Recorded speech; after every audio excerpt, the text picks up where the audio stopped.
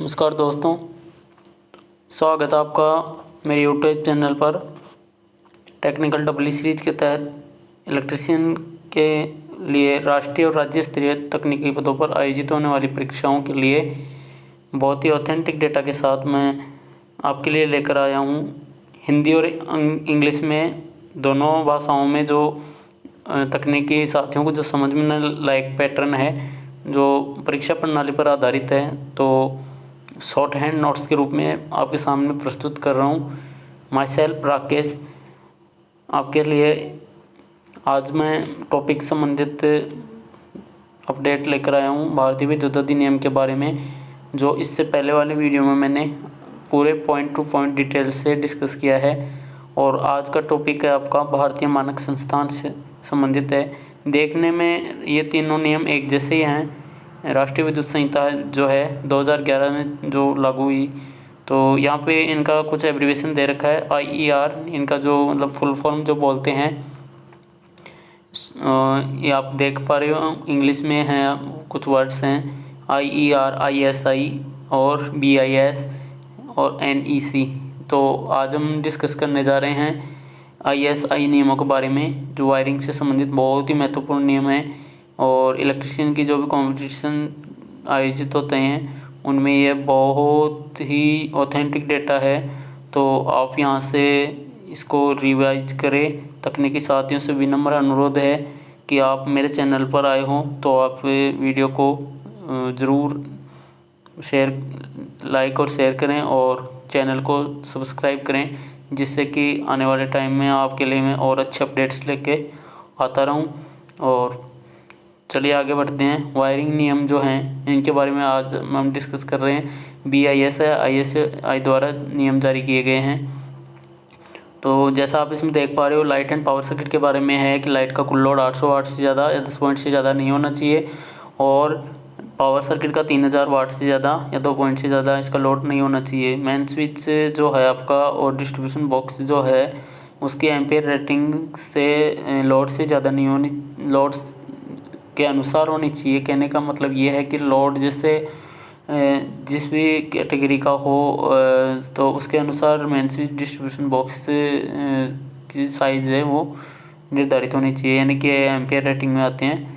तो जैसे आपके 6 एम्पियर, 16 एम्पियर, 32 एम्पियर, 63 एम्पियर, इस तरह से उनकी कैपेसिटी होती है। सॉकेट आउटलेट के बारे में चर्चा करते हैं। तो सॉकेट आउटलेट जो है आपके 3 पिन वाली होनी चाहिए। 3 पिन में लाइट फैन के केस में 6 एम्पियर वाली सॉकेट और पावर के सर्किट में आपके 16 एम्पियर के लिए। या इनकी अर्थ पिन है जो मोटी और लंबी होनी चाहिए। मोटी इसलिए कि भाई शॉर्ट सर्किट में जो करंट फ्लो होगी वो अर्थ पिन के थ्रू होकर और अर्थ कनेक्टिविटी वायर है उसके थ्रू जाके और आपका जो यहाँ पे अर्थिंग कर रखी है वहाँ पे जाके ग्राउंड हो जाए। और सॉकेट के में मजबूत पकड़ के लिए जो प्लग टॉप लगाते हो उसको पकड़ने के लिए ये सॉकेट में ये इसकी जो लंबाई अंदर तक ज़्यादा होनी चाहिए। अर्थिंग पिन स्थायी रूप से अर्थ होनी चाहिए। अर्थ टर्मिनल का जो वायर है आपका जो ग्रीन वायर होता है वो इससे कनेक्ट होना चाहिए वायरिंग के थ्रू। सॉकेट आउटलेट्स 2 तरह के होते हैं, 6 और 16 एम्पियर की। तो नॉर्मली जनरल 6 एम्पियर तो सब जगह लगाते ही हैं, और स्पेशल केस में जैसे किचन में 1 या 2 सॉकेट होनी चाहिए और बाकी जितने भी रूम हैं अपने वहाँ पे 1-1 सॉकेट पावर की होनी चाहिए। वायरिंग इंस्टॉलेशन में आपका पॉइंट यह है कि 3 फेज 4 वायर का जो सिस्टम है वहाँ पे कलर कोड जो अपने ISI ने दे रखे हैं, फिर तीनों फेज़ों के लिए RYB और न्यूट्रल के लिए N और अर्थ के लिए E। तो ये आपका कोड नेम है और कलर कोड है लाल, पीला, नीला और काला और हरा।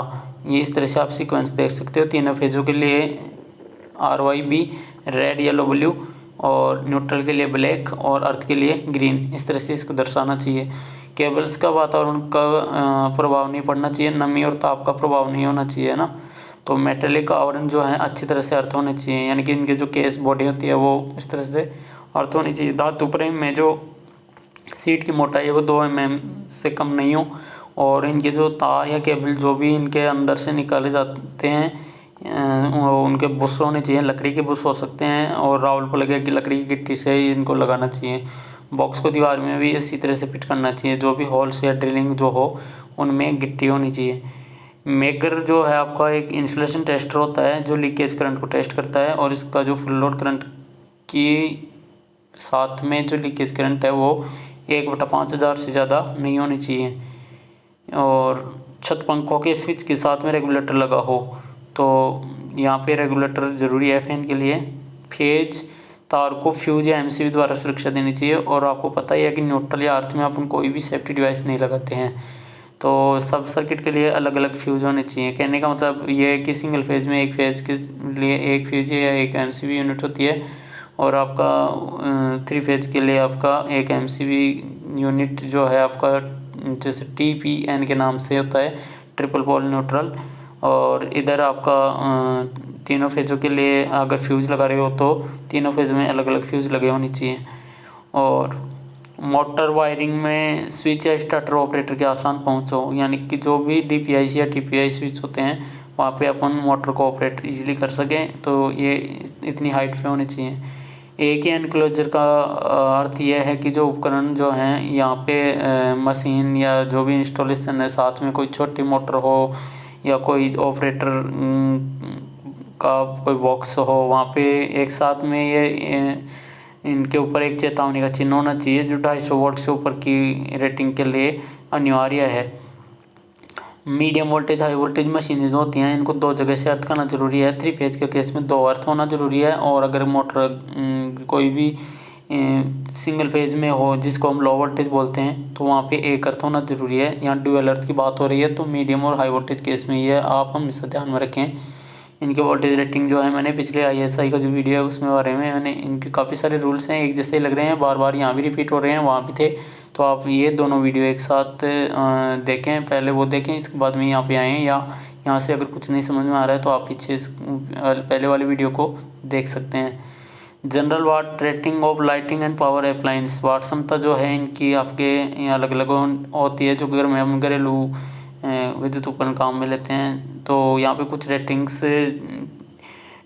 चेंज भी होती हैं, मार्केट में हाई रेटिंग्स भी अवेलेबल होती हैं। तो आपके जो सॉकेट फैन लैंप है वो 60 वाट में जनरली उपलब्ध होते हैं, और आपका 40 वाट में भी आपका ये लैंप आपके उपलब्ध होते हैं। जैसे इनके ऐसे आगे LED और CFL है वो और भी कम वाटेज में होते हैं, और 60 वाट का जो लैंप है और 100 वाट में भी ये उपलब्ध होता है। फ्लोरेसेंट ट्यूब लैंप की बात है कि 40 वाट 60 वाट में दोनों में उपलब्ध होता है, और आपका जो है ये इसकी स्वीप मोटाई जो है उसके अनुसार 50 वाट और 90 वाट में भी ये उपलब्ध होती है। CFL और LED दोनों ही क्या हैं, फ्लक्स के अनुसार इनका वाटेज होता है, यानी कि जितना जो अपन जिसको लाइटिंग बोलते हैं, उजाला प्रकाश जितना करते हैं उतने हिसाब से इनकी रेटिंग होती है।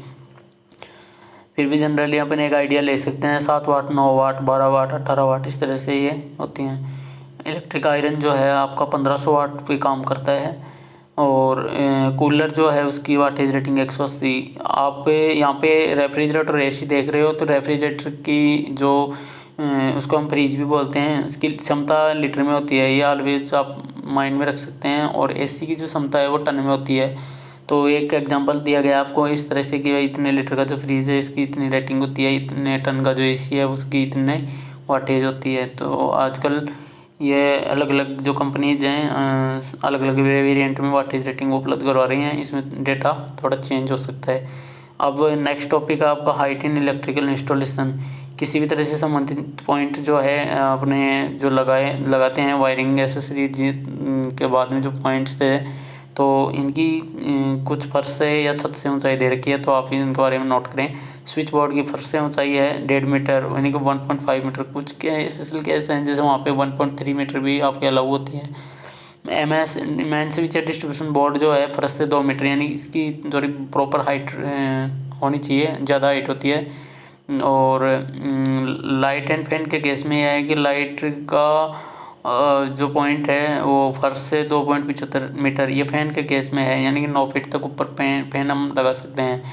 और लाइट एंड ट्यूब होल्डर जो छत से 1 फीट नीचे दीवार पर, अगर दीवार पर लाइटिंग लग रही है तो उस पर जो छत है उस तरफ से ये नीचे 1 फीट है, इसका पॉइंट लगाना आवश्यक है। और आप थोड़ा नीचे भी ले सकते हैं लेकिन उससे ऊपर नहीं। Lighting scheme for interior decoration, आंतरिक सजावट के लिए प्रकाश व्यवस्था कुछ इस तरह से होती है कि स्विच बोर्ड जो है अपने कमरे में जो प्रवेश करते हैं, एंट्रेंस बोलते हैं, इसके बाईं तरफ होना चाहिए। तो ये आपका स्विच बोर्ड में जैसे सॉकेट है, स्विच है और रेगुलेटर्स हैं, उसको सबको मिला के एक स्विच बोर्ड होता है।